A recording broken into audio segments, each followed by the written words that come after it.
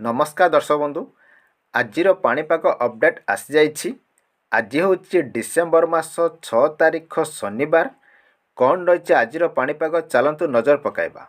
खसिला पारद राज्य में बढ़िला जाड़, राज्य में बढ़िला शीत प्रकोप।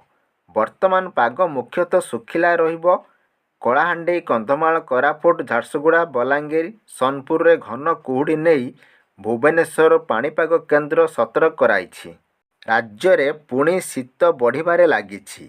दारिंगबाड़ी राति तापमात्रा खसी 9 डिग्री रे पहुँची।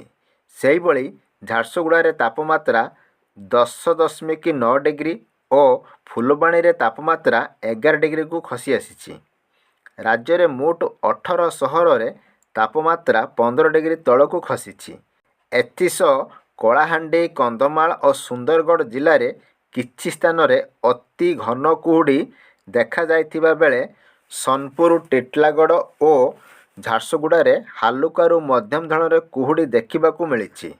सेही भली आज कोरापुट, सुंदरगढ़, कलाहांडी, कंधमाल, बलांगीर, सोनपुर, झारसुगुड़ा जिले में किछि स्थान रे घन कुहुड़ी देखा जाई पारे।